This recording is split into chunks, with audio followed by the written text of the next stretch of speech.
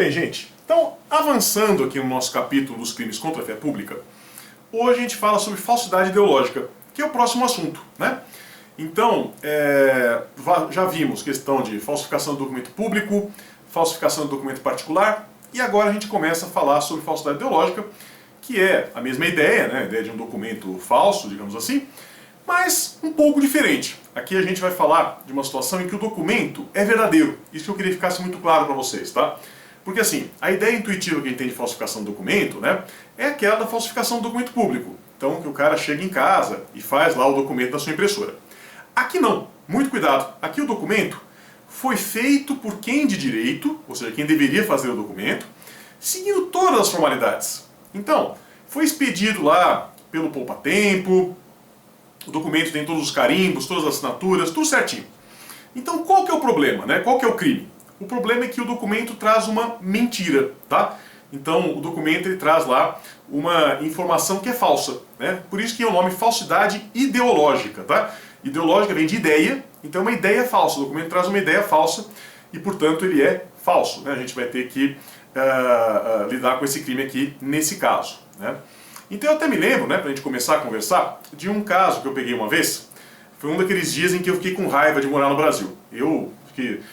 Muitos de vocês aí me conhecem pessoalmente, né, vocês sabem que eu sou germanófilo, eu gosto muito da Alemanha. Mas eu sou brasileiro e gosto muito de viver no Brasil. Acho que o Brasil tem muitas coisas boas, né? Então, e a Alemanha mesmo, que eu gosto tanto, tem coisas ruins também, né? Como todo lugar, né? A gente sempre acha que a grama do vizinho é mais verde, mas é claro que lá está cheio de coisa chata, né? Muitas regras chatas, né? Muitas fiscalizações. Aqui no Brasil o povo brasileiro é muito mais alegre, muito mais animado.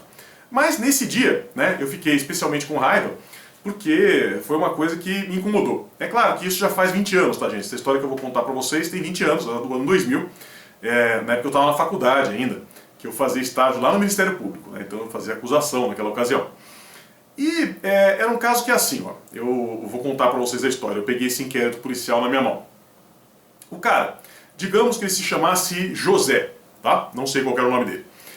Ele foi até o poupa-tempo, na Praça da Sé, lá em São Paulo, e disse lá pro funcionário que queria tirar a segunda via do RG. Até aí tudo bem, normal. Qual foi o problema? Ele, muito embora se chamasse José, ele levou lá como documentação para tirar a segunda via do RG a foto de uma outra pessoa. A foto não, perdão. A certidão de nascimento de uma outra pessoa. Certidão de nascimento de alguém que, digamos, se chamava João, né? Então ele foi lá com um documento de outra pessoa. Ele pegou e entregou uma foto 3x4 dele. Naquela época a pessoa levava a foto 3x4, né? Ele assinou o documento, botou lá o polegar dele, deixou as 10 digitais dele lá no outro documento que faz quando tira o RG, fez tudo certinho. O RG foi emitido, né, com a foto dele, com uma assinatura que ele que fez, com o polegar dele. Só que tinha uma mentira escrito lá, e uma mentira muito importante, né, porque a gente falava aqui do nome da pessoa, né? Então a pessoa que aparecia lá não era a mesma que estava na foto, não é a mesma que tinha o polegar lá, tá? Então isso é falsidade ideológica, percebam. É diferente, né, de você fazer um RG falso em casa, porque você faz o RG falso, né, e tudo bem, ou não, né, é crime. Mas nesse caso ele pegou e fez um RG verdadeiro com uma informação falsa, tá? Foi isso. Bom, aí vocês devem estar perguntando, mas por que eu fiquei com raiva do Brasil nesse dia, né? O que foi que aconteceu? O que aconteceu foi o final da história, que não tem a ver aqui com crime, mas é interessante que vocês saibam. O funcionário lá do poupa-tempo, quando o documento já estava até emitido, ele desconfiou, ele percebeu que tinha alguma coisa errada. E o tal do José, né, percebeu também e vazou, fugiu, desapareceu, tá? E tudo isso foi mandado para a polícia. Mandaram para a polícia lá, toda essa documentação, tinha foto 3x4 do sujeito, tinha as 10 digitais dele, né?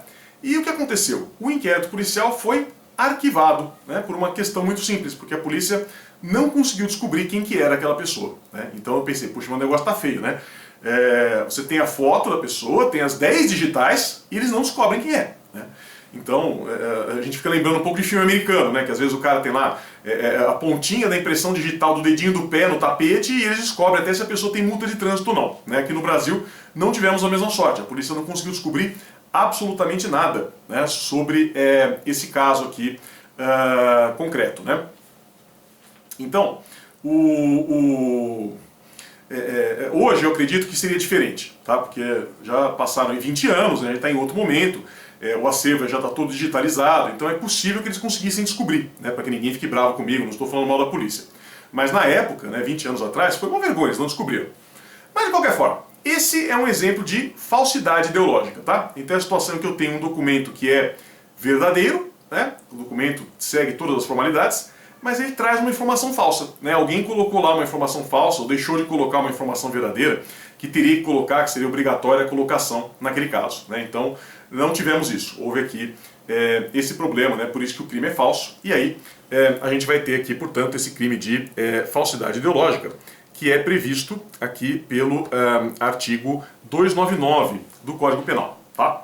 Então o que diz aqui o tipo penal? Omitir em documento público ou particular declaração que dele devia constar, ou nele inserir, ou fazer inserir, declaração falsa ou diversa da que deveria ser escrita, com o fim de prejudicar direito, criar obrigação ou alterar a verdade sobre fato juridicamente relevante, tá? É isso que diz o tipo penal.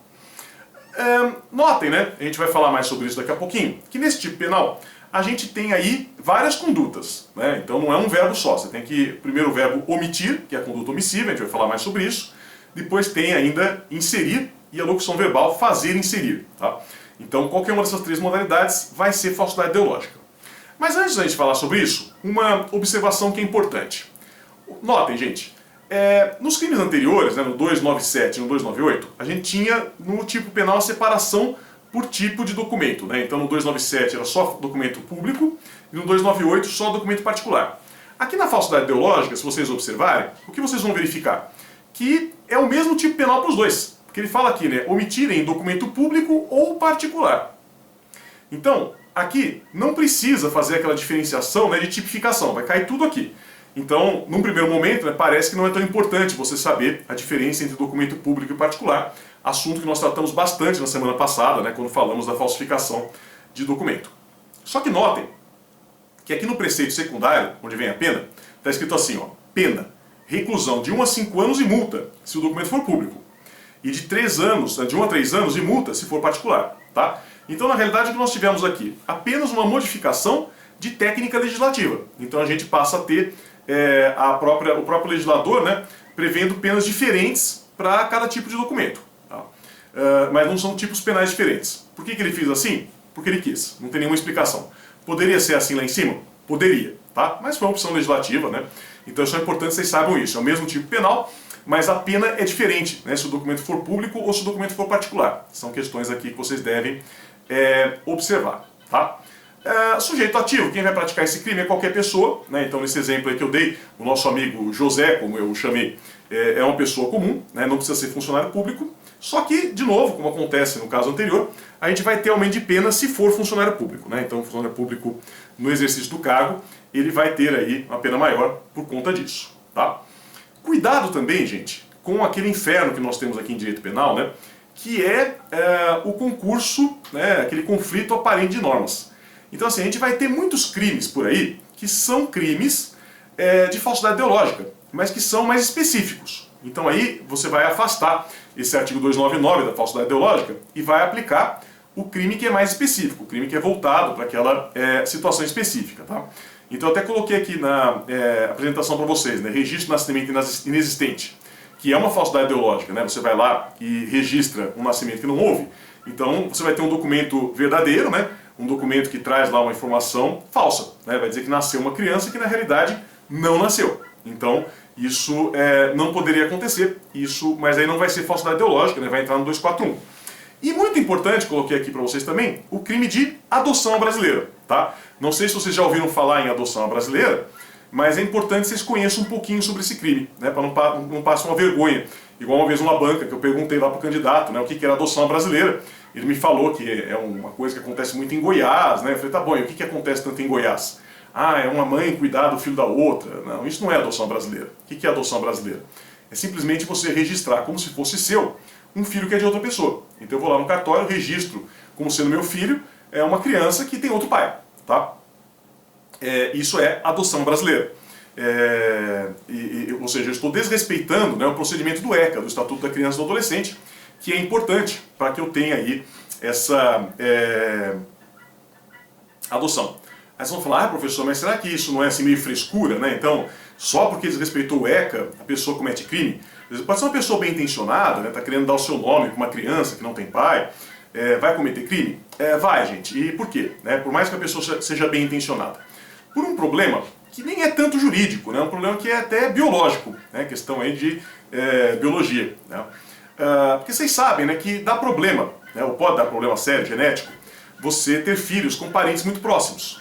Então, quando você faz a adoção brasileira, quando você registra uma criança alheia como se fosse sua, você apaga qualquer registro de quem é o pai verdadeiro daquela pessoa. Porque, para todos os efeitos, vai constar que o pai é quem registrou. Então, é possível, né, tudo bem que é uma zebra muito grande, mas em cidades pequenas isso é até mais comum do que a gente pode imaginar, que dois irmãos casem sem saber que são irmãos, que é uma coisa grave, né? Então, o correto é você seguir o procedimento do ECA. O ECA tem um procedimento. Então, eu quero adotar uma criança, ótimo, isso é excelente. Mas siga o procedimento. Por quê? Porque vai ficar registrado, de maneira muito sigilosa, quem são os pais daquela criança. E isso vai evitar que tenha um casamento entre irmãos. Você não vai conseguir, tá?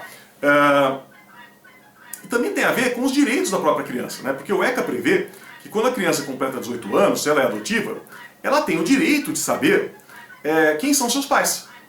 Então, quando você faz a adoção brasileira, você também tira esse direito da criança. Por isso que não pode, tá? Por isso que é crime. Não é assim, dos crimes mais graves do Código Penal, mas é crime.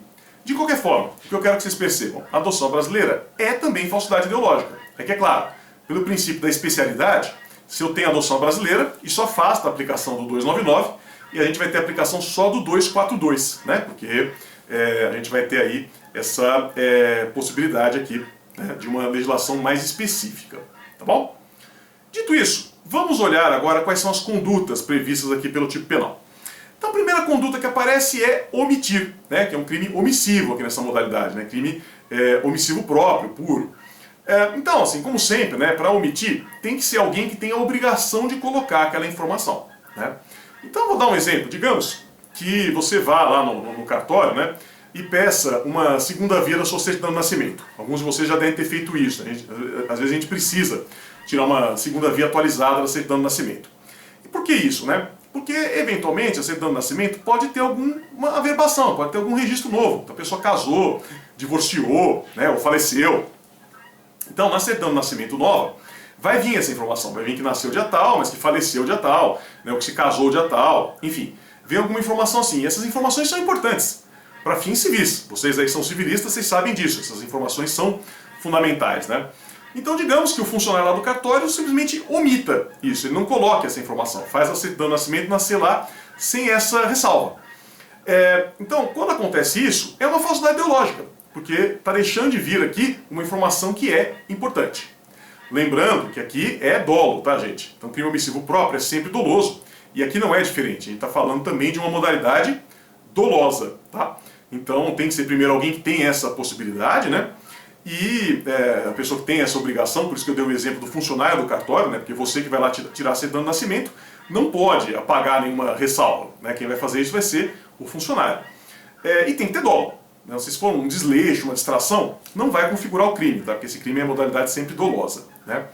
E, conforme eu escrevi aí para vocês, se for documento público, normalmente, né, só o funcionário público que pode cometer essa falsidade ideológica, né. Porque nós vimos que, em regra, o documento público ele é expedido por funcionário público, né, no exercício das suas funções. É claro que tem exceção, a gente viu aí documentos públicos, né, que não são feitos por funcionários públicos, né, o próprio cheque, letra de câmbio, a gente falou sobre isso. Mas enfim, tem que ser a pessoa que tem aquela função, a pessoa que tem a possibilidade, né, de fazer aquela observação, né, ou deixar de fazer aquela observação, tá bom? A segunda modalidade, né, é inserir, que é você pegar e colocar alguma informação falsa. Então vou usar o mesmo exemplo, pessoa é solteira e coloca lá que é casada, tá? Então você inseriu uma informação falsa. De novo, né, tem que ser a pessoa competente para fazê-lo. Então não é qualquer pessoa que pode fazer, pode ser que seja só funcionário público, dependendo do tipo de documento. E a terceira modalidade, talvez a mais comum, é fazer inserir, que é o exemplo que eu dei. É o exemplo que eu dei para vocês lá do sujeito que foi no poupa-tempo, né, e tentou tirar uma carteira de identidade no nome de outra pessoa, tá? Porque o que ele fez? Ele fez o funcionário público, né, lá no Poupatempo, inserir uma informação falsa. E, evidentemente, o funcionário, nesse caso, não comete crime nenhum, porque ele está apenas inserindo a informação, né? Acreditando no que o cidadão trouxe. Então quem está cometendo crime é o cidadão, tá? É isso que vai acontecer, né? Até tivemos um caso aí, né, acho que é interessante dar esse exemplo também, de uma professora que trabalhou comigo numa faculdade lá em São Paulo, muitos anos atrás, que ela teve problema nesse sentido, gente. Vejam vocês, né? É o que eu sempre falo. A gente às vezes acaba achando que as coisas não são sérias, não são importantes, né? E muitas vezes pode ser importante. Então, foi o caso de uma professora, isso lá naquela época, quase 20 anos atrás também, 17 anos para ser mais preciso. Ela, naquela época, tinha diário de classe ainda no papel, né, uma coisa que na maior parte das faculdades lá desapareceu, e ela fazia chamada lá no diário de classe. E aí teve um aluno que foi lá pedir para ela, pelo amor de Deus, para ela tirar a falta dele. Que ele tinha faltado no dia tal, que ia estourar, que ia perder a bolsa, e não sei o que, contou toda aquela história triste, né, que nós professores adoramos ouvir, né, o professor gosta muito de uma história triste, né, não sei se vocês sabem disso, mas a gente gosta. E a professora ficou com pena e tirou a falta dele. Foi lá e deu presença para ele num dia em que ele tinha faltado. Só qual que era o problema? E ela não sabia disso. O aluno era, né, na acepção mais pura da questão, um bandido. Porque ele tinha cometido um crime no horário da aula da professora. E aí o que ele fez? Ele pegou, tirou um xerox do diário de classe e juntou no processo, que ele estava respondendo lá pelo outro crime que ele cometeu, acho que era um roubo, se não me engano, como se fosse um álibi. Olha, não fui eu que roubei, porque eu estava assistindo aula nesse horário. O que não era verdade, ele não estava assistindo aula coisa nenhuma. Não sei se ele roubou ou não, mas ele não estava na aula. E aí, o que aconteceu? Né? A professora acabou tomando um processo por falsidade ideológica. E a tipificação está correta, porque é isso. O diário é de verdade, tá? Então se o aluno tivesse feito o documento, né, na casa dele, aí seria falsificação do documento particular. Mas não, foi a professora que fez. Ela que inseriu, esse verbo aqui inserir, ela inseriu uma informação falsa, né, no diário de classe. E ela é a pessoa competente para isso, né? Ela foi lá e deu presença para um aluno que não estava na aula. Então, com isso, né, ela comete aqui esse crime de falsidade ideológica, né? Isso que vai acabar acontecendo. Felizmente ela acabou sendo absolvida no final, né? Até mesmo porque descobriram lá no processo que ele realmente tinha cometido o crime, né?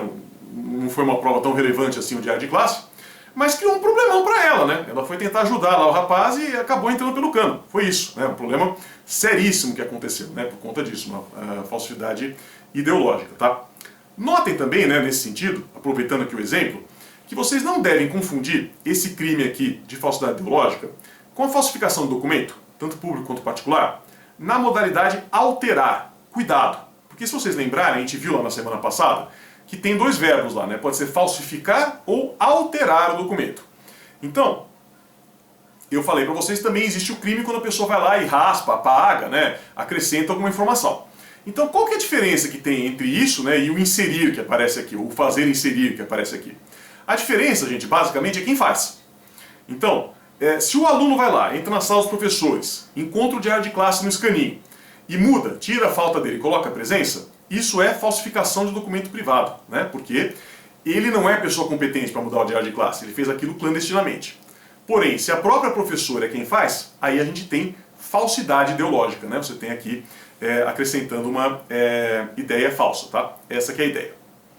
Bom, avançando um pouco mais, né? Problema aí que interessa especialmente para quem é civilista. Direito penal é tão completo que ajuda até quem é do direito civil. Tem uma discussão aqui sobre aquela declaração de hipossuficiência, que é muito comum no processo civil. Então, o processo civil, vocês sabem que muitas vezes tem custas, né? E para não pagar as custas, você pode fazer aquela declaração de hipossuficiência, declaração de pobreza, dizendo que você é pessoa pobre, né? E que não pode arcar com aquele valor, tá? É o que eu sempre digo, o papel aceita qualquer coisa. Então, pode ser qualquer pessoa mais rica que seja, se ela escrever no papel que ela é pobre, tá lá escrito, tá?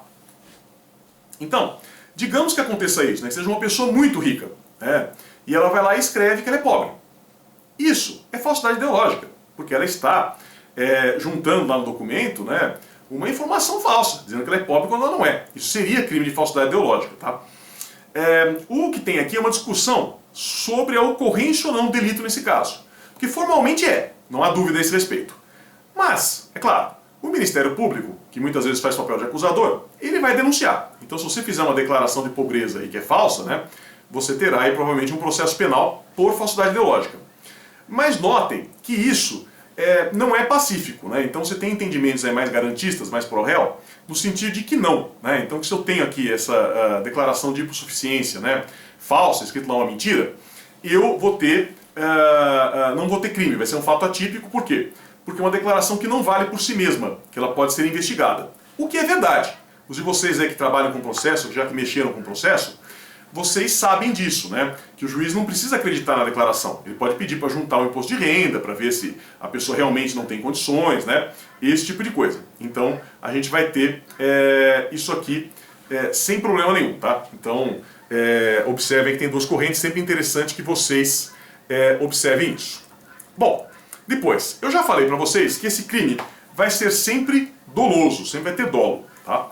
E o próprio tipo penal traz aqui a finalidade de prejudicar direito, criar obrigação ou alterar a verdade, né? O próprio tipo penal vai trazer essa exigência aqui, que é dentro daquela linha que a gente já conversou lá nos crimes anteriores. É que lá o tipo penal não dizia.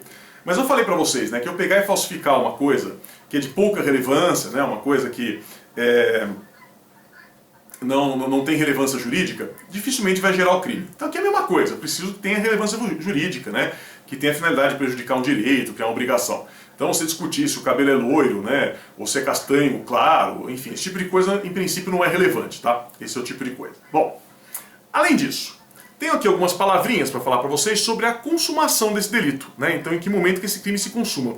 E aí depende, né, da modalidade. Como nós vimos, nós temos aqui 3 tipos de consumação, de condutas, né? Cada uma delas se consuma no momento. A primeira, que é omitir, pela omissão, a gente vai ter a consumação no momento em que a omissão aconteceu. Que é uma coisa fácil de dizer, né, até fácil de entender, mas que na prática pode gerar aqui alguma dúvida. Porque veja, qual que é o momento da omissão? Né, exatamente em que momento fica caracterizada essa omissão? É no momento em que fica claro que a pessoa não vai fazer. Tá, e que momento que é esse? Né? Que horas que é isso? É 10 horas e 23 minutos, 15 segundos? Né? Então, na prática vai ter alguma discussão a esse respeito. De qualquer forma, né? Normalmente o que a gente vai ter? O documento está pronto, a pessoa dá um encaminhamento sem aquela informação. O crime está consumado.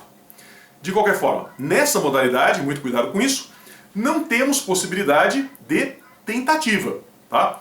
Por quê? Crime omissivo próprio não admite tentativa. Já falei isso para vocês muitas vezes, né? Primeiro mandamento do direito penal. Crime culposo, crime omissivo próprio, não admite tentativa. Segundo mandamento do direito penal, não insista, tá? Então aqui é a mesma coisa. Segunda conduta, que é inserir. Essa consumação é fácil, é no momento da inserção. Então você inseriu, né, o crime está consumado. Ok, fácil. A discussão que tem é sobre a tentativa. Então a gente tem tentativa aqui, é possível ter uma tentativa de inserção? Vocês vão encontrar entendimento no sentido de que não. Que ou você insere, né, e o crime está consumado, ou você ainda está na cogitação, está nos atos preparatórios. Tem esse entendimento, mas que também não é unânime, gente. Cuidado, você vai ter aqui o entendimento de que dá para tentar sim. Então acaba a tinta da caneta, né, acaba o toner da impressora, sei lá, alguma coisa assim. Você teria aqui uma tentativa. Eu pessoalmente, né, mas é sempre bom que vocês saibam as duas correntes, tendo a achar que a gente deve admitir tentativa quando for possível, né?